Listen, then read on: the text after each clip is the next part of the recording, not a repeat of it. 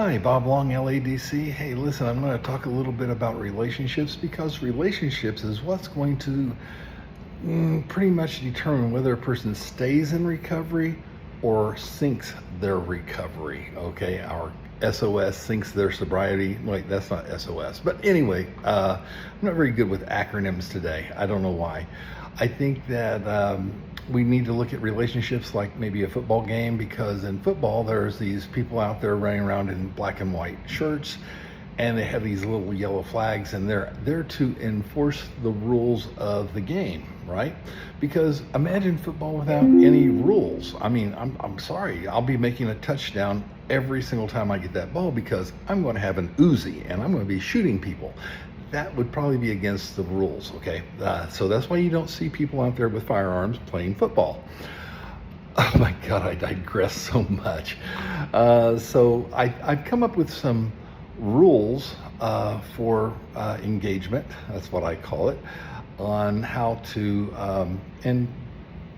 on how to resolve some things. And listen, I'm not the best person in the world, and I will tell you right now that I've probably been guilty of breaking a few of these. Okay, so number one, never argue under the influence, or don't argue with someone else who is under the influence. Okay, because quite honestly, you're never going to get your point across. I didn't say when, I said get your point across. It's all about communication.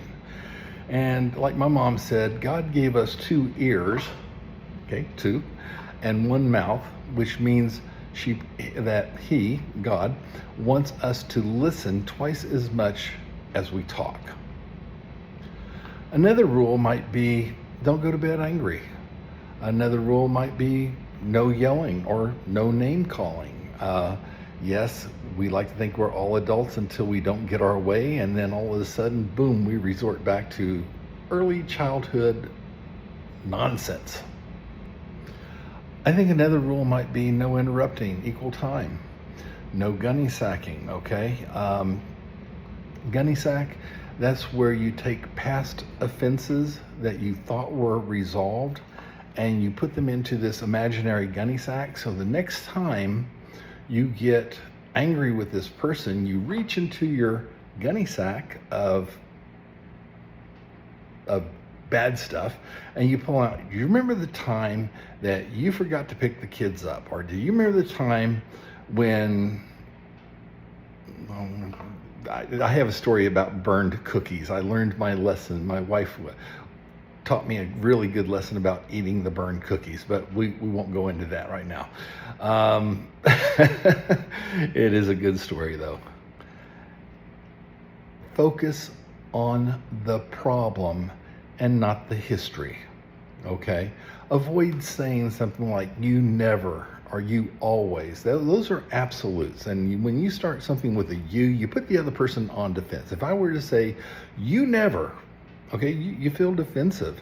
You do not want to hear what I have to say, okay? So this is where we talk about the use of I feel statements, especially if you're a guy arguing with a female, because you know, there's this book out there, women are from Mars and they love art. Oh, I'm sorry. And men are from Venus. Almost said something I shouldn't have said there on YouTube, but I didn't say it, okay? Well, it's kind of true. We speak different languages. So start with an I feel. I feel sad. I feel misunderstood. I feel lonely, okay? I feel rejected. Do not say I feel pissed off, okay? That just does not work and it will not fly, okay? So I feel sad when you choose, and then whatever the action is. And I hope we can agree that this relationship means enough that both of us can, this is a resolution statement, is a we statement. I hope we can agree that, you know, whatever the resolution is that you would like to see. And by doing so, and again, watch your tone of voice, watch your body language. You may have to practice this in the mirror because, guys, the I feel statements do not come naturally to us. Not at all. not in not in this universe. Did I say pick your battles wisely? I think that's probably a good one.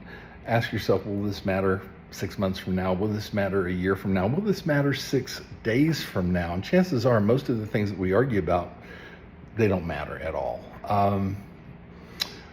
Give yourself a little time. You find out something, you hear something, you have this knee-jerk reaction.